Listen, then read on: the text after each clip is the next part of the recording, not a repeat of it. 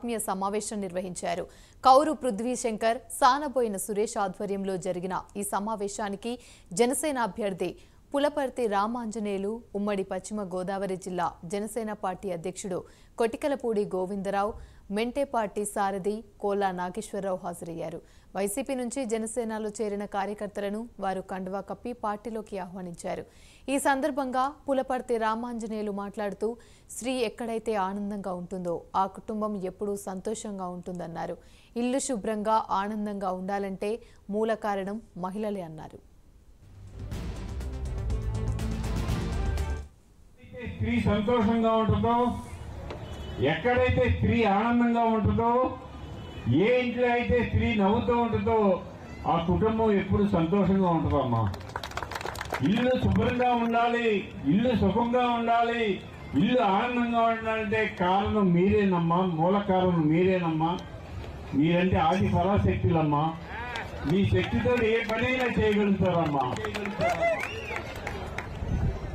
మీ శక్తిని అంతా ఉపయోగించి మీ మగవాడికి చెప్పి నిజాయితీగా ఎవరు పనిచేస్తున్నారో, నీతిగా ఎవరు పనిచేస్తున్నారో, న్యాయంగా ఎవరు పనిచేస్తున్నారో వారికి ఓట్లు వేయమని చెప్పండి అమ్మా. మీరు అమ్మా, మీ అందరికీ తెలియజేసేది ఏంటంటే, చంద్రబాబు నాయుడు అధికారంలోకి వచ్చిన తర్వాత డోక్రా మహిళలకు రుణాలు రద్దు చేయడం జరుగుతుంది.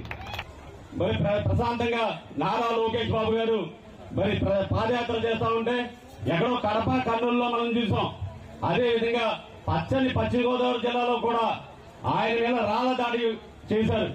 ఆ రాళ్ల దాడిలో మరి నాకు కూడా దెబ్బ తగిలి, నేనుంటే దెబ్బ తగిలిన నాపైనే శ్రీనివాసరావు కేసులు కట్టిన కాంత ఈ వైసీపీ గవర్నమెంట్ స్థానిక ఎమ్మెల్యే గారి ఈ రోజు 5 సంవత్సరాల్లో ఈ దిశమర గ్రామానికి 40 కోట్ల రూపాయలతో ఇక్కడ అభివృద్ధి చేశామని చెప్పి మరి స్థానిక వైసీపీ నాయకులు మొన్న చెప్పారు.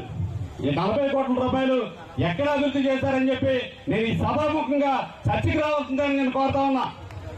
మరి ఈరోజు ఎక్కడైతే పేదలకు ఇళ్ల స్థలాలు ఇచ్చారో, ఊరికి 5 కిలోమీటర్ల దూరంలో ఒక పొలాన్ని కొని తక్కువ రేటు కొని మరి గవర్నమెంట్ దగ్గర ఎంత కాజేశారనేది మీరు ఆ విషయంలో కూడా చర్చకి రావాలని చెప్పి నేను